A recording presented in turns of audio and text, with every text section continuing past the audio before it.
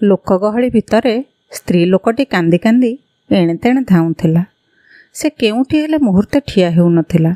ବିକଳ ହୋଇ ଚାରିଆଡ଼କୁ ଆଖି ବୁଲଉଥିଲା ଓ କହୁଥିଲା, କେହି ଦେଖିଛ କି କେହି ମୋ ପୁଅକୁ? କଳା ପେଣ୍ଟ, ହଳଦିଆ ହାୱାନି ପିନ୍ଧିଥିଲା। ପଞ୍ଚମରେ ପଢ଼ୁଛି ସିଏ। ମୁଁ ଚାଣ୍ଡାଳି ତା ହାତ ଛାଡ଼ିଦେଲି। କେଉଁଆଡ଼େ ଗଲା ମୋ ଧନ? ତୁ କେଉଁଠି ଅଛୁ କାଳିଆରେ? ସଞ୍ଜୟକୁ ବଡ଼ ବ୍ୟଥିତ କଲା ସେ ଦୃଶ୍ୟ। ସେ ତା ବନ୍ଧୁ ପ୍ରତାପ ସହ ଆଡ଼ପ ମଣ୍ଡପରେ ଜଗନ୍ନାଥଙ୍କୁ ଦର୍ଶନ କରିବାକୁ ଆସିଥିଲା। କ୍ରମଶଃ ସନ୍ଧ୍ୟା ଘନେଇ ଆସୁଥିଲା ଓ ଲୋକଗହଳି ବଢ଼ି ଯାଇଥିଲା। ପ୍ରତାପ କହିଲା, ଏ ଭିଡ଼ ବଢ଼ିବା ପୂର୍ବରୁ ଚାଲେ ଆମେ ଗୁଣ୍ଡିଚା ମନ୍ଦିରରେ ପଶି ଠାକୁର ଦର୍ଶନ ସାରିଦେବା। ସଞ୍ଜୟ କିନ୍ତୁ ଠାକୁର ଦର୍ଶନ କଥା ଭୁଲି ଯାଇଥିଲା। ସେ କହିଲା, ବିଚରା ସ୍ତ୍ରୀ ଲୋକଟା ଯଦି ତା ପୁଅକୁ ନ ପାଏ। ସଞ୍ଜୟର ଆଶଙ୍କାରେ ପ୍ରତାପର କିନ୍ତୁ ବିଶେଷ କିଛି ପ୍ରତିକ୍ରିୟା ହେଲା ନାହିଁ। ସେ ଖୁବ୍ ହାଲକା ଭାବେ ସଞ୍ଜୟକୁ ଚାହିଁଲା ଓ ପଚାରିଲା, ଚା ପିଇବୁ? ସଞ୍ଜୟ ଥର ସତକୁ ସତ ଚକିତ ହୋଇଗଲା। ସେ ଆଶ୍ଚର୍ଯ୍ୟ ହେଲା, କେମିତି ଉପାଦାନରେ ପ୍ରତାପଟା ଗଢ଼ା କେଜାଣି। ତାରି ସାମ୍ନାରେ ସେ ସ୍ତ୍ରୀ ଲୋକଟା ବିକଳ ହୋଇ କାନ୍ଦି କାନ୍ଦି ତା ଛୁଆଟାକୁ ଖୋଜୁଛି, ଅଥଚ ଯେମିତି ଏଠି କିଛି ଘଟି ନାହିଁ। ସେମିତି ମୋତେ ଚା ପିଇବା କଥା ପଚାରୁଛି। ସଞ୍ଜୟ ଅନ୍ୟମନସ୍କ ଥିବା ଜାଣି ପ୍ରତାପ ପୁଣି କହିଲା, ଭିଡ଼ ବଢ଼ିଯିବ, ଚାଲ ଆଗ ଆଡ଼ପ ମଣ୍ଡପରେ ଠାକୁରଙ୍କୁ ଦେଖି ଆସିବା। ହଁ ଶୁଣୁ, ପର୍ସ ଆଉ ମୋବାଇଲ ବାଗେଇକି ରଖିଥିବୁ, ନହେଲେ ଚିତା କଟେଇବୁ। ସଞ୍ଜୟ ଥର ସାମାନ୍ୟ ବିରକ୍ତି ସ୍ୱରରେ କହିଲା, ସେ ସ୍ତ୍ରୀ ଲୋକଟାର ପିଲାଟା ହଜିଯାଇଛି, ତତେ କିଛି ଲାଗୁନି? ଆଉ ମୋବାଇଲ କି ପର୍ସ ହଜିଯିବ ବୋଲି ତୋର ଭାରି ଚିନ୍ତା? ତୁ ଗୋଟାଏ ମଣିଷ ନା ମାରୁଆଡ଼ି? ପ୍ରତାପ ହୋ ହୋ ହୋଇ ସଞ୍ଜୟର କଥାରେ ହସିଲା। ସେତିକି ବେଳୁ ସେ ସ୍ତ୍ରୀ ଲୋକଟା ପୁଣି ଥରେ ସେମାନଙ୍କ ସାମ୍ନା ଦେଇ କାନ୍ଦି କାନ୍ଦି ସେ ଭିଡ଼ ଭିତରକୁ ପଶୁଥିଲା। କିଛି ସମୟ ତଳେ ସେହି ସ୍ତ୍ରୀ ଲୋକଟି ଯେତିକି ବିକଳ ହୋଇ କାନ୍ଦୁଥିଲା, ଏଥର ତା ଅପେକ୍ଷା ଆହୁରି ବିକଳ ଦିଶୁଥିଲା ତା ଚେହେରା। କାନ୍ଦି କାନ୍ଦି ତା ଆଖି ଦିଟା ଫୁଲି ଯାଇଥିଲା। ସେ ପିନ୍ଧିଥିବା ଶାଢ଼ୀ ତା ଦେହରେ ଥିଲା କି ନଥିଲା ସେଥିପ୍ରତି ତାର ନିଘା ନଥିଲା। ସନ୍ଧ୍ୟାର ଅନ୍ଧାର କ୍ରମଶଃ ବହଳ ହୋଇ ରାତି ହେଇଯାଉଥିଲା। ସଞ୍ଜୟ କହିଲା, ହେ ପ୍ରତାପ, ଯଦି ଏ ପିଲାଟା ନ ମିଳେ ସେ କ'ଣ ଆଉ ଘରକୁ ଫେରିବ? ଆବେ ତୁ ବାୟା ହେଲୁ ନା ନିଶା ଫିସା ଖାଇଛୁ ବେ? ଏ ବଡ଼ ଦାଣ୍ଡରେ ଏମିତି ପିଲା ହଜିବା କ'ଣ ନୂଆ? ଏ ମାଇକିନିଆମାନଙ୍କ ଧନ୍ଦା ତୁ ଜାଣିନୁ। ଶଳା ଭିଡ଼କୁ ଯଦି ଛୁଆଙ୍କୁ ଧରି ଆଣିଲ, ତାଙ୍କ ହାତ ଧରିବନି? ମନ ଇଚ୍ଛା କେଉଁଠି ଚୁଡ଼ି କିଣିବେ, କେଉଁଠି କରଛୁଲି କିଣିବେ, ଛୁଆ ହଜିଗଲେ ଭେମାରଡ଼ି ପକାଇବେ, ବୁଝିଲୁ? ସିଏ ଏବେ ସୂଚନା କେନ୍ଦ୍ରକୁ ଯିବ, ସେଠି ତା ଛୁଆ ନାଁ ଡକା ହେବ। କମ୍ ପାଲା ଚାଲିବ କି ଏବେ? ଛୁଆଟା ତାର ମିଳିଯିବ ତ? କିଛି ଗ୍ୟାରେଣ୍ଟି ନାହିଁ। ସଞ୍ଜୟ ଯେତିକି ଉଦ୍ବେଗରେ ପ୍ରଶ୍ନଟା ପଚାରିଥିଲା, ପ୍ରତାପ ସେତିକି ହାଲକା ଭାବେ ଉତ୍ତର ଦେଲା। ସଞ୍ଜୟ କହିଲା, ଗ୍ୟାରେଣ୍ଟି ନାହିଁ ମାନେ? ଆରେ ତୁ ବୁଝୁନୁ, ପିଲାଟା ଏଇ ଭିଡ଼ ଭିତରେ କେଉଁଠି ଥିଲେ ସିନା କାହା ନଜରରେ ପଡ଼ିବ। ତାକୁ ଯଦି କିଏ ନେଇ ପଳେଇବଣି। ପ୍ରତାପର ପାଟିରୁ କଥା ନ ସରୁଣୁ ସଞ୍ଜୟ କହିଲା, ତା ମାନେ ଏଠୁ ଛୁଆଙ୍କୁ ଚୋରେଇ ନିଆ ହେଉଛି? ଆଉ କ'ଣ ତୁ ଭାବୁଛୁ ଏଠିକି ଖାଲି ସାଧୁମାନେ ଆସୁଛନ୍ତି ଜଗନ୍ନାଥଙ୍କୁ ଦର୍ଶନ କରିବାକୁ? ଲୁଙ୍ଗୁଡ଼ା, ପକେଟମାର, ଛୁଆ ଚୋର, ଠକ ସମସ୍ତେ ଏବେ ଭଦ୍ରବେଶରେ ଏଠି ବୁଲୁଛନ୍ତି ନା। ସଞ୍ଜୟ କହିଲା, ତୁ ଯାହା କହ ପ୍ରତାପ, ଆମର କିନ୍ତୁ ସେ ସ୍ତ୍ରୀ ଲୋକଟାକୁ ସାହାଯ୍ୟ କରିବା ଦରକାର ଥିଲା। ସେ ଏକା ଏକା ତା ଛୁଆକୁ ଖୋଜୁଛି। ଅନ୍ତତଃ ଆମେ 2 ଜଣ ତା ସହ ଖୋଜି ପାରିଥାନ୍ତେ। ପ୍ରତାପ ଏଥର ଆହୁରି ଜୋରରେ ହସିଲା ଓ କହିଲା, ଏ ଜାଗା ଓ ଏଭଳି ଘଟଣା ତୋ ପାଇଁ ନୂଆ ତ, ସେଥିପାଇଁ ଏକଥା କହୁଛୁ। ମୁଁ ତ ଫି ବର୍ଷ ଏଠିକି ଆସୁଛି, ତେଣୁ ମୁଁ ଜାଣେ ଏ କି ଝାମେଲା କାମ। କ'ଣ ଜାଣୁ? ସଞ୍ଜୟ ବ୍ୟସ୍ତ ହୋଇ ପଚାରିଲା। ସେମିତି ହସୁ ହସୁ ପ୍ରତାପ କହିଲା, ବୁଝିଲୁ, ବର୍ଷେ କ'ଣ ଆମେ କମ୍ ହଇରାଣ ହେଇଛୁ? କେମିତି? ସଞ୍ଜୟ ପଚାରିଲା। ଗୋଟିଏ ବୁଢ଼ା ଠିକ୍ ଏଇ ସ୍ତ୍ରୀ ଲୋକ ପରି ମୋ ନାତି କହି କାନ୍ଦି କାନ୍ଦି ଇଆଡ଼େ ସିଆଡ଼େ ଦୌଡ଼ିଲା। ଆମେ ପଚାରିଲାରୁ କହିଲା, ମୋର ଗୋଟିଏ ନାତି ମୋର ହାତ ଧରିଥିଲା, ଏ ଭିଡ଼ରେ କୁଆଡ଼େ ହଜିଗଲା। ପ୍ରଥମେ ବୁଢ଼ାର କଥା ଶୁଣି ବିରକ୍ତ ଲାଗିଲା, କାରଣ 70-75 ବର୍ଷର ଗୋଟିଏ ବୁଢ଼ା। 2ଟା ଛୁଆଙ୍କୁ ଆଣି ଆସିଥିଲେ ବୋଧେ। ଗୋଟିଏ ନାତି ତା କାନ୍ଧ ଉପରେ ବସିଛି। ସେ ତା 2 ଗୋଡ଼କୁ ବୁଢ଼ା ବେକରେ ଛନ୍ଦି ଦେଇଛି ଓ ଜବରକି ବୁଢ଼ାର ମୁଣ୍ଡକୁ ଧରିଛି। ପିଲାଟା ଆଖିରେ କଜଳ ଲଗେଇଛି, ବିଲେଇ ଆଖି ପରି ଲାଞ୍ଜି ଟାଣିଛି, ଡୋରିଆ ସାର୍ଟ ଖଣ୍ଡେ ପିନ୍ଧି ଜୁଳୁ ଜୁଳୁକି ସବୁଆଡ଼େ ଚାହୁଁଛି। ହେଲେ ଆର ନାତିଟା ବୋଧହୁଏ ବୁଢ଼ାର ହାତ ଧରିକି ଚାଲୁଥିଲା। ସିଏ ଭିଡ଼ ଭିତରେ କୁଆଡ଼େ ହଜିଯାଇଛି। ପ୍ରତାପ କହିଲା, ବୁଝିଲୁ ସଞ୍ଜୟ, ଆମେ ସେ ବୁଢ଼ାକୁ ସେଦିନ ସାହାଯ୍ୟ କରିବାକୁ ଯାଇ ତାକୁ ଧରି ଧରି ସୂଚନା କେନ୍ଦ୍ର ଯାଇ ନେଲୁ। ବୁଢ଼ା ସେମିତି କାନ୍ଦୁଥାଏ ଓ ଡାକୁଥାଏ, ଭଗିଆରେ, ହେ ଭଗିଆ, ଇରେ ବୁଢ଼ାଟାକୁ ଦହଗଞ୍ଜ କରି କୁଆଡ଼େ ଗଲୁ ରେ? ତୋ ମା' ମୋତେ ପଚାରିଲେ ମୁଁ କ'ଣ କହିବି? ଆମେ ବୁଢ଼ାକୁ ଯେତେ ପ୍ରବୋଧନା ଦେଲେ ବି ବୁଢ଼ା ଜମା ବୁଝୁନଥାଏ। ବଡ଼ ବିକଳ ହେଇ ସେ ତା ହଜିଯାଇଥିବା ନାତି ଟୋକାକୁ ଖୋଜୁଥାଏ। କାନ୍ଧ ଉପରେ ଥିବା ନାତିଟି କିନ୍ତୁ ନୂଆ ନୂଆ ପଞ୍ଜୁରୀ ଭିତରେ ପଶିଥିବା ଚଢ଼େଇଟି ପରି ଜୁଳୁ ଜୁଳୁକି ସବୁଆଡ଼େ ଚାହୁଁଥିଲା। ଶେଷରେ ବୁଢ଼ା ସୂଚନା କେନ୍ଦ୍ରରେ ପହଞ୍ଚିଲା। ସେତେବେଳକୁ ସୂଚନା କେନ୍ଦ୍ରରେ ଏମିତି ହଜିଯାଇଥିବା ଲୋକଙ୍କର, ଆତ୍ମୀୟମାନଙ୍କର ଲମ୍ବା ଧାଡ଼ି। କାହାର ପୁଅ ହଜିଛି, କାହାର ସାଙ୍ଗ ହଜିଛି, କାହାର ବୁଢ଼ା ବାପା ହଜିଛି। ଆମେ ପହଞ୍ଚିଲା ବେଳକୁ ଜଣେ ବଙ୍ଗାଳୀ ସ୍ତ୍ରୀ ଲୋକ ତାଙ୍କ ପୁଅ ହଜିଯାଇଥିବା କଥା କହି ଛାତିରେ ହାତ ପିଟି କାନ୍ଦୁଥାନ୍ତି। ସୂଚନା କେନ୍ଦ୍ରରେ ମାଇକି ସାମ୍ନାରେ ବସିଥିବା ମୋଟା ଲୋକ ଜଣକ ଭାରି ବୁଦ୍ଧିଆ ଲୋକ। ସେ ବୋଧେ ଭଲ ବଙ୍ଗଳା ଜାଣିନଥିଲେ କି କ'ଣ, କାରଣ ସେ ସେହି ବଙ୍ଗାଳୀ ସ୍ତ୍ରୀ ଲୋକଟିକୁ କହିଲେ, ଦିଦି, ତୁମେ ତୁମ ପୁଅକୁ ଏଇ ମାଇକିରେ ଡାକ। ତମ ଡାକ ଶୁଣିଲେ ସେ ଯେଉଁଠି ଥିଲେ ବି ପଳେଇ ଆସିବ। ତାପରେ ସେ ମାଇକ୍ରୋଫୋନ୍ଟା ସେଇ ସ୍ତ୍ରୀ ଲୋକଟି ହାତରେ ଧରାଇ ଦେବା ମାତ୍ରେ ସେ ସେମିତି କାନ୍ଦୁରା କାନ୍ଦୁରା କଣ୍ଠରେ ଡାକିଲା, ଆଗୋ ତନ୍ମୟ, ତନ୍ମୟ ଗୋ, ତୁମି କୁଥାଏ? ସ୍ତ୍ରୀ ଲୋକଟି ଏମିତି କାନ୍ଦି କାନ୍ଦି ଡାକୁଥିବା ବେଳେ ତା ଛାତିରୁ ଶାଢ଼ୀ ଖସି ତଳେ ପଡ଼ିଥାଏ। ସ୍ଲିଭଲେସ୍ ବ୍ଲାଉଜ ଭିତରୁ ତା ଦେହର ଅନେକାଂଶ ବାହାରକୁ ଦିଶୁଥାଏ। ସୂଚନା କେନ୍ଦ୍ରର ସେଇ ମୋଟା ଲୋକଟି ସମେତ ସବୁ ଦେଖଣାହାରୀ ଖୁବ୍ ତନ୍ମୟ ହେଇ ସ୍ତ୍ରୀ ଲୋକଟିର ଅନାବୃତ ଦେହକୁ ଉପଭୋଗ କରୁଥାନ୍ତି। ଭାରି ବିରକ୍ତି ଲାଗିଲା ମୋତେ। ତାପରେ ଆମେ ଏ ବୁଢ଼ାର ନାତି ହଜିଯାଇଥିବା କଥା ସେଇ ମୋଟା ଲୋକଟିକୁ କହିଲୁ। ବଙ୍ଗାଳୀ ସ୍ତ୍ରୀ ଲୋକର ଦେହ ଦେଖାରେ ବାଧା ପହଞ୍ଚିଲା କି କ'ଣ ଆମକୁ ପୋଲିସ ଜେରା କରିଲା ଭଳିଆ ପଚାରିଲା, ନାତିର ନାଁ? ଭଗିଆ। ଆରେ ତା ପୁରା ନାଁ କହୁନ? ଆଚ୍ଛା ଲୋକ ତମେ। ଭଗବାନ ମାହାତ୍ର। ତା ବାପ ନାଁ କହିବି? ଶ୍ରୀଧର ମାହାତ୍ର। ଆଉ ମୁଁ ତା ଜେଜେ ଆନନ୍ଦ ମାହାତ୍ର। ଥାଉ ଥାଉ, ଏଠି ପିଣ୍ଡ ପଡ଼ିବ ନାହିଁ, ସେ ମୋଟା ଲୋକଟି ବିରକ୍ତ ହେବା ପରି କହିଲା ଓ ପୁଣି ପଚାରିଲା, ନାତିର ବୟସ କେତେ? ଏଇ କାର୍ତ୍ତିକକୁ 5 ପୁରି 6 ଚାଲିଥାନ୍ତା। କ'ଣ ପିନ୍ଧିଛି? ପେଣ୍ଟ ହାୱାନି। ହେ, ଆରେ କି ରଙ୍ଗର ହାୱାନି କହୁନ? ବାଘ ବଜାରୀ ଘର ଭଳିଆ ଛକି ଛକି ହାୱାନି। ଆଉ ପେଣ୍ଟ କଥା ଖିଆଲ ଆସୁନି। କଳା ନଗେଇଥିଲା ଆଖିରେ ଯେ, କାନ୍ଦି କାନ୍ଦି ତା ଆଖିରୁ କଳା ବୋହିଯିବଣି। ତାପରେ ସେ ମୋଟା ଲୋକଟି ବୁଢ଼ା କାନ୍ଧରେ ବସିଥିବା ଛୁଆକୁ ଦେଖେଇ ପଚାରିଲା, ଆଉ ଏଇଟା ଯେଉଁ ତମ କାନ୍ଧ ଉପରେ ମାଙ୍କଡ଼ ଭଳିଆ ବସିଛି, ୟା ନାଁ କ'ଣ?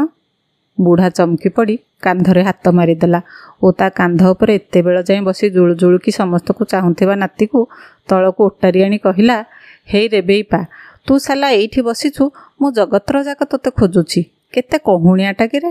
ଡାକିଲେ ଜବାବ ଦଉନୁ? ତୁ କାଳିଆ ମୁହାଁ ପକ୍କା ପାଜି ଅଛୁ ଦେଖୁଛି। ସୂଚନା କେନ୍ଦ୍ର ସାମ୍ନାରେ ଭିଡ଼ କରିଥିବା ଲୋକେ ହସି ହସି ବେଦମ ହେଲେ ସିନା, ଆମେ କିନ୍ତୁ କ'ଣ କମ୍ ଅପମାନିତ ହେଇଛୁ? ଆମେ ଭାବିଥିଲୁ ବୁଢ଼ା କାନ୍ଧରେ ବସିଥିବା ନାତି ଆଉ ହଜିଯାଇଥିବା ନାତି ଅଲଗା ଅଲଗା ହୋଇଥିବେ। ଆମେ କ'ଣ ଜାଣିଥିଲୁ ବୁଢ଼ା ଯାହାକୁ ମୁଣ୍ଡରେ ବସେଇଛି ସେଇଆକୁ ବାଉଳା ଚାଉଳା ହେଇ ଇଆଡ଼ୁ ସିଆଡ଼ୁ ଖୋଜୁଛି ବୋଲି? ସଞ୍ଜୟ କହିଲା, ମୋତେ କାହିଁ ଲାଗୁନି କଥାଟା ଠିକ୍ ସେଇଆ ବୋଲି। ପ୍ରତାପ ବିରକ୍ତ ହୋଇଗଲା, ତା ମାନେ ତୁ କ'ଣ କହୁଛୁ ମୁଁ ଯାହା କହିଲି ସେଗୁଡ଼ା ଗୁଲି ଗପ? ନା, ମୁଁ ସେଇଆ କହୁନି ଯେ, ହେଲେ ତମେମାନେ କ'ଣ ଠିକ୍ରେ ଦେଖିଛ ସେ ବୁଢ଼ା କାନ୍ଧ ଉପରେ ଆଗରୁ ଭଗବାନ ବସିଥିଲା ବୋଲି? ଆରେ ଆମେ କ'ଣ ଏକା ଦେଖିଛୁ? ହଜାର ହଜାର ଲୋକ ପା ସେ କଥା ଦେଖିଛନ୍ତି। ମୁଁ କାହିଁ ଭାବୁଛି ପ୍ରତାପ, ବୁଢ଼ା ବୋଧେ ବିକଳ ହୋଇ ଖୋଜିଲାରୁ ତା ହଜିଯାଇଥିବା ନାତି ପୁଣି ଆସି ଚୁପ୍କି କେତେବେଳେ ତା କାନ୍ଧରେ ବସି ପଡ଼ିଛି। ତା ନହେଲେ ଏତେ ବଡ଼ ପିଲାଟା ତା କାନ୍ଧରେ ବସିଥିଲା ଅଥଚ ସେ ଜାଣିପାରୁନଥିଲା। ମୋତେ କାହିଁ କଥାଟା କେମିତି କେମିତି ଲାଗୁଛି। ପ୍ରତାପର ଆଗ୍ରହ ନଥିଲା ସଞ୍ଜୟର ଏଇ ବଚାଳାମି ଶୁଣିବାକୁ। ତେଣୁ ସେ ବିରକ୍ତ ହୋଇ କହିଲା, ତୁ ଜିରାରୁ ଶିରା କାଢ଼ୁଥା, ମୁଁ ଠାକୁର ଦର୍ଶନ କରିବାକୁ ଚାଲିଲି। ଏବେ ତୁ ଯଦି ମନ୍ଦିର ଯିବୁ ଆ, ନହେଲେ ଏ ପାନ ଦୋକାନ ପାଖରେ ଥିବୁ, ମୁଁ ଆସିଲେ ଯିବା। ପ୍ରତାପ ଏକା ନିଶ୍ୱାସକେ ଏତକ କହିଲା ଓ ଭିଡ଼ ଭିତରେ ଆଗକୁ ଆଗକୁ ମାଡ଼ି ଚାଲିଲା। ପ୍ରତାପ ଚାଲିଯିବା ପରେ ସଞ୍ଜୟକୁ ଖୁବ୍ ହାଲକା ଲାଗିଲା। ଚାରିଆଡ଼େ ହୋ ହାଲା। ଏକା ବେଳକେ କେତେ ଗୁଡ଼ାଏ ମାଇକି କେତେ ଜାଗାରେ ବାଜୁଥିଲା। ଆଗ ମଣ୍ଡପରେ ପାଲା ଚାଲୁଥିଲା। ବାୟକ ଧା ତେରିକେଟେ ଧା କହି ମୃଦଙ୍ଗ ବଜାଇ ମଞ୍ଚର ଏ ମୁଣ୍ଡରୁ ସେ ମୁଣ୍ଡ ଏକବାର ଡେଉଁଥିଲା। ଅଥଚ ସଞ୍ଜୟକୁ ଲାଗୁଥିଲା ଯେମିତି କେଉଁଠି କିଛି ହେଲେ ଘଟୁନି। ସବୁ ସ୍ଥିର, ସବୁ ନିର୍ବାକ। କେବଳ ମଝିରେ ମଝିରେ ସେ ସ୍ତ୍ରୀ ଲୋକଟିର ବିକଳ କାନ୍ଦଣା ଶୁଭୁଛି, ମୋ କାଳିଆରେ, ମୋ ଧନରେ, ତୁ କେଉଁଠୁ ଅଛୁରେ ମୋ ଧନ, ମୋ ବାଇଆମାଳିରେ ମୁଁ ପାଗେଳି, କେତେ ତୋତେ ଖୋଜୁଛି, ତୁ କେଉଁଠି ଅଛୁ ଆ, ତୁ ନ ମିଳିଲେ ମୁଁ ଆଉ କେଉଁ ମୁହଁରେ ଘରକୁ ଫେରିବି, ମୁଁ ସମୁଦ୍ରକୁ ଡେଇଁ ପଡ଼ିବି ମୋ ଧନରେ। ସଞ୍ଜୟ ନିଜକୁ ନିଜେ ପଚାରିଲା, ସେ ବୁଢ଼ା ପରି ସେ ସ୍ତ୍ରୀ ଲୋକଟି ତା କାନ୍ଧରେ ତା ପୁଅକୁ ବସେଇ ନଥିଲା ତ? ପୁଣି ସେ ନିଜ ମନକୁ ପଚାରିଲା, ସତରେ କ'ଣ ବୁଢ଼ା କାନ୍ଧରେ ନାତିଟି ବସି ଜୁଳୁଜୁଳୁ କରି ମେଳାର ମଣିଷମାନଙ୍କୁ ଦେଖୁଥିଲା, ନା ଅଦୃଶ୍ୟ ହୋଇ ବୁଢ଼ା ଉପରେ ସବାର ହୋଇଥିଲା ବୋଲି ତାକୁ କେହି ଦେଖିପାରୁନଥିଲେ? ସେ ପୁଣି ଭାବିଲା, 5 ବର୍ଷର ପିଲାଟାଏ ସତରେ କ'ଣ ଅଦୃଶ୍ୟ ହୋଇପାରିବ? ଯଦି ଅଦୃଶ୍ୟ ନ ହେଲା ତାକୁ ଏତେ ଲୋକ କେମିତି ଦେଖିପାରିଲେ ନାହିଁ? ଯଦି ପ୍ରତାପର କଥା ଅନୁସାରେ ସେମାନେ ଆଉ ଗୋଟେ ନାତି ହଜିଯାଇଛି ବୋଲି ଭାବିଲେ, ତେବେ ତା କାନ୍ଧରେ ଭଗିଆ ବସିଛି ବୋଲି ଭାବିଲେ ନାହିଁ କାହିଁକି? ସତରେ ସେ ପିଲାଟା ହଜିଥିଲା ନା ବୁଢ଼ା ତାକୁ ହଜେଇ ଦେଇଥିଲା? ସଞ୍ଜୟକୁ ସବୁ କିଛି ଗୋଳମାଳ ଲାଗିଲା। ଦୃଶ୍ୟ ଅଦୃଶ୍ୟ ସତ ମିଛ ଭିତରେ ତାକୁ ସବୁ ଧୂଆଁଳିଆ ଦିଶିଲା। ତାକୁ ଲାଗିଲା ହୁଏତ ସ୍ତ୍ରୀ ଲୋକଟିର ପୁଅ ଅଦୃଶ୍ୟ ହୋଇ ତା ପିଠି ଉପରେ ନାଉ ହେଇଛି, ଅଥଚ କି ପାଗେଳି ସ୍ତ୍ରୀ ଲୋକ ଦେଖ ବାଇଆଣୀ ପରି ଏଣେତେଣେ ଖୋଜୁଛି। ସଞ୍ଜୟ ଭିତରେ କ'ଣ ସବୁ ଅଧିକ ଗୋଳିଆ ଗୋଳିଆ ହୋଇଗଲା ପରି ଲାଗିଲା। ସେ କ'ଣ କରିବ, କେଉଁଠିକି ଯିବ, କିଛି ସ୍ଥିର କରିପାରିଲା ନାହିଁ। ମନ୍ଦିର ଯାଇ ଠାକୁରଙ୍କୁ ଦର୍ଶନ କରିବ ନା ଭିଡ଼ ଭିତରେ ତା ପୁଅକୁ ଖୋଜିବ, ସେ କଥା ସଞ୍ଜୟ ସ୍ଥିର କରିପାରୁନଥିଲା। ସେ ପୁଣି ଭାବିଲା, ଏମିତି ବି ହୋଇପାରେ ସ୍ତ୍ରୀ ଲୋକଟିକୁ ସୂଚନା କେନ୍ଦ୍ରରେ ବସିଥିବା ଲୋକଟି ମାଇକ୍ଟି ଧରେଇ ଦେଇଥିବ। ସେ କାନ୍ଦି କାନ୍ଦି ତା ପୁଅର ନାଁ ଡାକିବା ବେଳେ ତା ପୁଅ ଆସି ସେଠି ପହଞ୍ଚି ଯାଇଥିବ ଓ ସେ ତା ପୁଅକୁ ଆଉଁସି ପକାଇ ଘରକୁ ନେଇ ଚାଲିଯିବଣି। ଏମିତି ବି ହୋଇପାରେ ତା ପୁଅ ଆଉ ମିଳିବନି ବୋଲି ଜାଣିବା ପରେ ସମୁଦ୍ର କୂଳକୁ ଧାଇଁ ଧାଇଁ ପଳେଇବଣି, ସମୁଦ୍ର ଢେଉରେ ମିଶି ଯାଇ ସାରିବଣି। ସେ ଆଉ କ'ଣ କରିପାରିଥାନ୍ତା ଯେ? ଯେଉଁ ପୁଅକୁ ମେଳା ଦେଖେଇବ, ଖେଳଣା କିଣିଦେବ କହି ଘରୁ ସାଙ୍ଗରେ ନେଇ ଆସିଥିଲା, ତାକୁ ମେଳାରେ ହଜେଇ ଦେଇ ସେ ଏକା ଏକା କେମିତି ଘରକୁ ଫେରନ୍ତା ଯେ? ଘରେ ପହଞ୍ଚିଲେ ସ୍ୱାମୀ ପଚାରିଥାନ୍ତା, ପୁଅ କୁଆଡ଼େ ଗଲା? ସାଇ ପଡ଼ିଶା କହିଥାନ୍ତେ, ଏଇଟା କେମିତିକା ମା ମ, ଜାଣୁ ଜାଣୁ ପୁଅଟାକୁ ଭିଡ଼ରେ ଛାଡ଼ି ଦେଇ ଆସିଲା। ୟା ପରେ ସ୍ତ୍ରୀ ଲୋକଟା ଆଉ କ'ଣ କରନ୍ତା ଯେ? ସଞ୍ଜୟ ଏହି କଥା ଭାବିଦେବା ମାତ୍ରେ ତା ହାତପାତ ଝାଳେଇ ଗଲା। ଅନ୍ତତଃ ସ୍ତ୍ରୀ ଲୋକଟିକୁ ବଞ୍ଚାଇବାକୁ ପଡ଼ିବ ଭାବି ସଞ୍ଜୟ ଭିଡ଼ ଭିତରକୁ ଧାଇଁଲା। କେଉଁଠି ମିଳିବ ସେ ସ୍ତ୍ରୀ ଲୋକଟା? ଏତେ ଭିଡ଼ରେ କ'ଣ ତାକୁ ଖୋଜି ପାଇବା ସମ୍ଭବ? ସଞ୍ଜୟ ପ୍ରଥମେ ଗଲା ସୂଚନା କେନ୍ଦ୍ର ପାଖକୁ, କାଳେ ତାର କିଛି ଖୋଜ ଖବର ମିଳିଯିବ। ସ୍ତ୍ରୀ ଲୋକଟି ଯେମିତି ଭିଡ଼ କାଟି କାଟି ତା ପୁଅକୁ ଖୋଜୁଥିଲା, ସେମିତି ଭିଡ଼ ଭିତରେ କେତେ ଲୋକଙ୍କ ସହ ଧକ୍କା ଖାଇ ସଞ୍ଜୟ ଆଗକୁ ଆଗକୁ ଧାଉଁଥିଲା। ସୂଚନା କେନ୍ଦ୍ରରେ ପହଞ୍ଚିଲା ବେଳକୁ ଲୋକଟି ମାଇକରେ ବାରମ୍ବାର ଘୋଷଣା କରୁଥିଲା, ଦୟାକରି ଧାଡ଼ି ବାନ୍ଧି ମନ୍ଦିରକୁ ଯାଆନ୍ତୁ, ମନ୍ଦିରରେ ଆଜି ସନ୍ଧ୍ୟାରେ ପ୍ରଭୁଙ୍କୁ ଦର୍ଶନ କରି ମହାପୁଣ୍ୟ ଅର୍ଜନ କରନ୍ତୁ। ସଞ୍ଜୟ ଦେଖିଲା, ନା, ସୂଚନା କେନ୍ଦ୍ରରେ ସ୍ତ୍ରୀ ଲୋକଟି ନାହିଁ। ତେବେ କ'ଣ ସେ ସତରେ ସମୁଦ୍ରକୁ ଚାଲିଗଲା ନା କ'ଣ? ସଞ୍ଜୟ ସ୍ଥିର କରିପାରୁନଥିଲା କ'ଣ କରିବ ବୋଲି। କ'ଣ ତାର ଇଚ୍ଛା ହେଲା କେଜାଣି? ସେ ସୂଚନା କେନ୍ଦ୍ରରେ ବସିଥିବା ଲୋକଟିକୁ ପଚାରିଲା, ଆଜ୍ଞା, ଜଣେ ସ୍ତ୍ରୀ ଲୋକଟିର ଛୋଟ ଛୁଆଟିଏ ହଜି ଯାଇଥିଲା, ଭାରି ବିକଳ ହେଇ ସେ ଖୋଜୁଥିଲା, ଦେଖିଛନ୍ତି କି ତାକୁ? କହୁଥିଲା ପୁଅ ନ ମିଳିଲେ ସମୁଦ୍ରକୁ ଡେଇଁ ପଡ଼ିବ, ସେ ଏଠିକି ଆସିଥିଲା କି? ଲୋକଟା ମାଇକ୍ରୋଫୋନ୍କୁ ତା ମୁହଁ ପାଖକୁ ଅଡ଼େଇ ଦେଇ ଚଷମା ତଳୁ କେଇ ମୁହୂର୍ତ୍ତ ସଞ୍ଜୟକୁ ଚାହିଁଲା। ଲାଗୁଥିଲା ଯେମିତି ଏଇ ଲାଗେ ସେ ଆଖି ନଚେଇ ପଚାରିବ, ତମେ ସେ ସ୍ତ୍ରୀ ଲୋକଟିର କ'ଣ ହେବ? କ'ଣ ତମର ନାଁ? ଲୋକଟା କିନ୍ତୁ ଗମ୍ଭୀର ଭାବେ ସଞ୍ଜୟକୁ ଚାହିଁଲା ଓ ପଚାରିଲା, ସେ ସ୍ତ୍ରୀ ଲୋକର ପୁଅ ନାଁ କ'ଣ କହିଲ? କାଳିଆ। ସଞ୍ଜୟ ଖୁବ୍ ଉତ୍ସାହିତ ହୋଇ କହିଲା, ହଇଓ ବାବୁ, ତମେ ତ ତମ ଠାକୁର ଦର୍ଶନ କରିବାକୁ ଆସିଛ, ଦର୍ଶନ କରିବ ଯିବ, ତମର ଏତେ ଧନ୍ଦାରେ ମୁଣ୍ଡ ପୁରେଇବା କ'ଣ ଦରକାର? ସଞ୍ଜୟ ଚମକି ପଡ଼ିଲା ଲୋକଟିର କଥା ଶୁଣି। ଏମିତି ଲୋକକୁ କ'ଣ ସେ ଉତ୍ତର ଦେବ, ସେ କଥା ହଠାତ୍ ତା ମୁଣ୍ଡକୁ ଜୁଟିଲା ନାହିଁ। ଲୋକଟା ଗାରୁ ଗାରୁ ହେଇ କହିଲା, ସେଇଟା ପାଗେଳିଟା। ହଇ ହୋ, ତାର କେଉଁଠୁ ଛୁଆ ପିଲା ଆସିବେ ଯେ ହଜିବେ? ଛି ଛି, ଭଦ୍ର ଲୋକ ତମେ, ତମ ଧନ୍ଦାରେ ଯାଉନ। ପାଗେଳିଟା ପଛରେ କାହିଁ ପଡ଼ିଛି? ସଞ୍ଜୟ ଆଶ୍ଚର୍ଯ୍ୟ ହେଲା। ତେବେ ସେ ସ୍ତ୍ରୀ ଲୋକଟା ପାଗେଳିଟା? କାହିଁ ସେ ପାଗେଳି ବୋଲି ତ ଚାଲିଚଳଣରୁ ଜଣାପଡ଼ୁନଥିଲା। ପାଗେଳିଟା ଆଉ କିଛି ପାଗେଳାମି ନ କରି ମୋ କାଳିଆରେ ମୋ ଧନରେ ବୋଲି କହୁଥିଲା କାହିଁକି? ମୁଁ ତେବେ ଏତେବେଳ ଯାଏଁ ଗୋଟିଏ ପାଗଳି ପାଖରେ ଅଟକିଥିଲି? ସଞ୍ଜୟ ହାତ ଗଣ୍ଟାକୁ ଚାହିଁ ଚମକି ପଡ଼ିଲା। ମାଇକରେ ଘୋଷଣା ହେଉଥିଲା, ଭକ୍ତମାନଙ୍କୁ ନିବେଦନ, ଆଜି ସନ୍ଧ୍ୟା ଦର୍ଶନର ସମୟ ଶେଷ ହୋଇଗଲା, ଆଉ କେହି ମନ୍ଦିରକୁ ଯାଆନ୍ତୁ ନାହିଁ। ଆସନ୍ତାକାଲି ପୁଣି ମହାପ୍ରଭୁଙ୍କୁ ଦର୍ଶନ କରି ଧନ୍ୟ ମନେ କରିବେ। ପଛରୁ ମାଇକରେ ପାଲା ଶୁଭୁଥିଲା। ଗାୟକ ବୁଝାଉଥିଲେ, ରେ ଅବୋଧ ମନ, ରେ ବାଇଆ ମନ, ତୁ ମିଛୁଟାରେ ସତମଣି ଏ ମିଛମାୟା ସଂସାରରେ କେତେ ଭ୍ରମୁଛୁରେ। ତୋରି ଭିତରେ ବ୍ରହ୍ମପୁରୁଷର ମନ୍ଦିର ଅଛି, ହେଲେ ତୁ କସ୍ତୁରୀ ମୃଗ ପରି ପ୍ରଭୁ ହେଇ କେତେ ଖୋଜୁଛୁରେ। ବ୍ରହ୍ମ କ'ଣ ହଜିବା ବସ୍ତୁ ଯେ ତୁ ଖୋଜୁଛୁ? ସଞ୍ଜୟ ଦୀର୍ଘ ନିଶ୍ୱାସ ପକେଇଲା। ଏତେ ବର୍ଷ ପରେ କେତେ କଷ୍ଟ କରି ଆଡ଼ପ ମଣ୍ଡପରେ ପ୍ରଭୁଙ୍କୁ ଦର୍ଶନ କରିବାକୁ ଆସିଥିଲି, ଅଥଚ ଗୋଟିଏ ପାଗେଳି ପଛରେ ପଡ଼ି ଦର୍ଶନ କରିପାରିଲି ନାହିଁ। ହାୟରେ ଭାଗ୍ୟ। ସଞ୍ଜୟର ଆଖି ଲୁହରେ ଟଳମଳ ହେଇଗଲା। ପ୍ରତାପ ଏବେ ଆସି ସେ ଚା ଦୋକାନ ପାଖରେ ଖୋଜୁଥିବ, ତାକୁ ଫେରିବାକୁ ପଡ଼ିବ। ସଞ୍ଜୟ ମୁହଁ ବୁଲାଇ ଫେରୁଥିଲା। ତା ସାମ୍ନାରେ ହଠାତ୍ ପୁଣି ଝଲସି ଉଠିଲା ସେଇ ସ୍ତ୍ରୀ ଲୋକଟି। ସଞ୍ଜୟ ପ୍ରଥମେ ନିଜ ଆଖିକୁ ବିଶ୍ୱାସ କରିପାରୁନଥିଲା। ଏଇ କେତେ ଘଣ୍ଟା ତଳେ ମୋ ପୁଅ ମୋ କାଳିଆରେ କହି କାନ୍ଦି ଧାଉଁଥିବା ସ୍ତ୍ରୀ ଲୋକଟା ଅତ୍ୟନ୍ତ ପ୍ରସନ୍ନ ଓ ଶାନ୍ତ ଭାବେ ମନ୍ଦିର ଭିତରୁ ହାତ ଯୋଡ଼ି ଯୋଡ଼ି ଫେରୁଛି।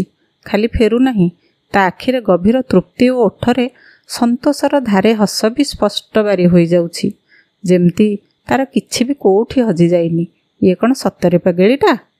ୟାର କ'ଣ ସତରେ ପୁଅ ହଜିଯାଇନି? ୟାର କ'ଣ ପୁଅ ଫୁଅ ନାହାନ୍ତି?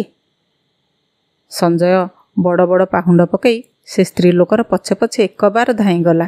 ସେତିକି ବେଳକୁ ସ୍ତ୍ରୀ ଲୋକଟା ହଠାତ୍ ବୁଲି ପଡ଼ିଲା ଓ ଗୁଣ୍ଡିଚା ମନ୍ଦିରକୁ ଚାହିଁ ଦି ହାତ ଯୋଡ଼ି ନମସ୍କାର କଲା। ସଞ୍ଜୟ ଭିତରେ ଭୀଷଣ କ୍ରୋଧ ଓ ଘୃଣା ଉଛୁଳି ଉଠିଲା। ଆଚ୍ଛା ସ୍ତ୍ରୀ ଲୋକ ଇଏ ନିଜେ ମହା ଆନନ୍ଦରେ ଠାକୁରଙ୍କୁ ଦର୍ଶନ କରି ଫେରିଲା, ଅଥଚ ୟାରି ଯୋଗୁଁ ମୁଁ ଏତେ ବାଟ ଆସି ବି ଠାକୁରଙ୍କୁ ଟିକେ ଦେଖିପାରିଲି ନାହିଁ। ସଞ୍ଜୟ ସେ ସ୍ତ୍ରୀ ଲୋକଟିର ସାମ୍ନାରେ ଠିଆ ହୋଇଗଲା ଓ ପଚାରିଲା, ଆଚ୍ଛା ତମ ପୁଅ ପରା କୁଆଡ଼େ ହଜିଯାଇଥିଲା? କ'ଣ ସେ ମିଳିଲା? ନା ସତରେ ତମ ପୁଅ ହଜିନଥିଲା? ସ୍ତ୍ରୀ ଲୋକଟିର ଓଠରେ ଆହୁରି ଧାରେ ହସ ସ୍ପଷ୍ଟ ଭାବେ ଉଙ୍କି ମାରିଲା। ସେ କହିଲା, ହଁ ମିଳିଗଲା ମୋ ଧନ। କୋଉଠି? କେତେବେଳେ? ସଞ୍ଜୟ ବିରକ୍ତ ହୋଇ ପଚାରିଲା। ସେ ଏଥର ସାମାନ୍ୟ ମୁରୁକି ହସି କହିଲା, ସିଏ କାହିଁ ହଜିବ ମ? ସିଏ ତାର ମହା ଆନନ୍ଦରେ ଚକାମାଡ଼ି ବସିଛି। ମୁଁ ବାଇଆଣି ତା ହାତ ଛାଡ଼ି ଦେଇ କୁଆଡ଼େ ଇଆଡ଼େ ସିଆଡ଼େ ଖୋଜୁଛି। ସେ କ'ଣ ହଜିବା ଚିଜ ଯେ ହଜିଯିବ? ମୁଁ ପାଗେଳି ତାକୁ ହଜେଇ ଦେଇଥିଲି, ଏବେ ପାଇଗଲି। ସଞ୍ଜୟ ଆଶ୍ଚର୍ଯ୍ୟ ହେଉଥିଲା ତା କଥା ଶୁଣି। ସେ ପୁଣି କହିଲା, ତମେ କ'ଣ ଦେଖିନ ମୋ କାଳିଆକୁ? ହେଇ ଦେଖୁନ, ହେଇ ଚାହୁଁନ ସେ ମନ୍ଦିର ଆଡ଼େ କେମିତି ଗଉଁ କରି ବସିଛି। ଦେଖିଲଟି? ସଞ୍ଜୟ ବିସ୍ମୟରେ ମନ୍ଦିର ଆଡ଼କୁ ଚାହିଁଥିବା ବେଳେ ସେ ଏକ ପରିତୃପ୍ତିର ହସ ହସି କ୍ରମଶଃ ସେ ଭିଡ଼ ଭିତରେ ହଜି ଯାଉଥିଲା। ସଞ୍ଜୟ ନିର୍ବାକ ଭାବରେ କିଛି କ୍ଷଣ ଠିଆ ହେଲା ଓ ପ୍ରତାପ ଚିହ୍ନେଇ ଦେଇଥିବା ଚା ଦୋକାନ ପାଖକୁ ଫେରିଲା। ସେତେବେଳକୁ ତା ମୁହଁରେ ବି ଥିଲା ଗଭୀର ପ୍ରଶାନ୍ତିର ଚିହ୍ନ। ଘରକୁ ଫେରିବା ବେଳକୁ ରାତି ଅନେକ ହୋଇଗଲା। ବାଟରେ ପ୍ରତାପ କହିଲା, ତୁ ସତରେ ଅଭାଗାଟାଏ। ଦେଖୁନୁ ଆମେ ଦି ଜଣ ସାଙ୍ଗ ହେଇ ଠାକୁର ଦର୍ଶନ କରିବାକୁ ଏତେ ବାଟରୁ ଆସିଲେ, ଅଥଚ ମୁଁ କେଡ଼େ ସୁନ୍ଦର ଦର୍ଶନ କଲି। ତୁ ଅଯଥା ସେ ମାଇକିନିଆଟା ପଛରେ ପଡ଼ି ହତାଶ ହେଲୁ। ସଞ୍ଜୟ ସାମାନ୍ୟ ହସିଲା ଓ କହିଲା, ନାଇଁରେ ପ୍ରତାପ, ତୁ ଭାଗ୍ୟବାନ ନୁହେଁ, ମୁଁ ଭାଗ୍ୟବାନ। ପ୍ରତାପ କହିଲା, ଆବେ ସେ ମାଇକିନିଆଟା ତୋ ମୁଣ୍ଡ ଫୁଣ୍ଡ ଖରାପ କରିଦେଲା କିରେ? ତା ନହେଲେ ଫାଲତୁ ଧନ୍ଦାରେ ମାତି ଘରକୁ ଫେରୁଛୁ, ଇଆଡ଼େ କହୁଛୁ କ'ଣ ନା ତୁ ଭାଗ୍ୟବାନ। ଶଳା ବେହିଆ ତ। ସଞ୍ଜୟ ପୁଣି ଥରେ ହସିଲା ଓ କହିଲା, ମୁଁ କହୁନଥିଲି ସେଦିନ ସେ ବୁଢ଼ା କାନ୍ଧରୁ ତା ନାତି ହଜିନଥିଲା? ପ୍ରକୃତରେ ସେ ଥିଲା, ଅଥଚ ତମେମାନେ କେହି ତାକୁ ଦେଖିପାରୁନଥିଲ। ଆଜି ବି ସେମିତି ଦେଖିଲି। ସେ ସ୍ତ୍ରୀ ଲୋକଟାର ପୁଅ ପ୍ରକୃତରେ ହଜି ନାହିଁ, କେବଳ ସେ ତା ପୁଅର ହାତ ଛାଡ଼ି ଦେଇ ବେକାର ଖୋଜୁଥିଲା। ପ୍ରତାପ କହିଲା, ତୁ ଯାହା କହ ସଞ୍ଜୟ, ତୋ ମୁଣ୍ଡ ଫୁଣ୍ଡ ଖରାପ ହୋଇଯାଇଛି। ଆବେ ତା ମା' ହାତ ଛାଡ଼ିଦେବା ଆଉ ସେ ହଜିଯିବା ଏକା କଥା ନୁହେଁ। ଯାହା ବି ହେଲେ ପିଲାଟା ହଜିଲା ନା ନାହିଁ। ସଞ୍ଜୟ ଦୀର୍ଘ ନିଶ୍ୱାସ ପକାଇଲା ଓ ଖୁବ୍ ଗମ୍ଭୀର ଭାବେ କହିଲା, ବୁଢ଼ା ଯେଉଁ ନାତିକୁ ଖୋଜୁଥିଲା ବା ସ୍ତ୍ରୀ ଲୋକଟି ଯେଉଁ ପୁଅକୁ ଖୋଜୁଥିଲା, ସେମାନେ କ'ଣ କେବେ ହଜନ୍ତି? ଆମେ ତାଙ୍କୁ ହଜେଇ ଦେଉ, ଆଉ ହଜେଇ ଦେବାର ଠିକଣା ନ ଜାଣି ତାଙ୍କୁ ଖୋଜିଲେ ସେ କ'ଣ ମିଳିବା କଥା କି? ନମସ୍କାର ଶ୍ରୋତା ବନ୍ଧୁ, ମୁଁ ପ୍ରତିମା ତ୍ରିପାଠୀ। ଆପଣମାନେ ଶୁଣୁଥିଲେ ଅରବିନ୍ଦ ରାୟଙ୍କର ଗଳ୍ପ ମେଳା। ଆପଣମାନଙ୍କୁ ଗଳ୍ପଟି କେମିତି ଲାଗିଲା ମତାମତ ନିଶ୍ଚୟ ଦିଅନ୍ତୁ ଏବଂ ଲାଇକ୍ କରନ୍ତୁ, ସେୟାର କରନ୍ତୁ, ଚ୍ୟାନେଲକୁ ସବସ୍କ୍ରାଇବ୍ କରନ୍ତୁ। ରହୁଛି, ନମସ୍କାର।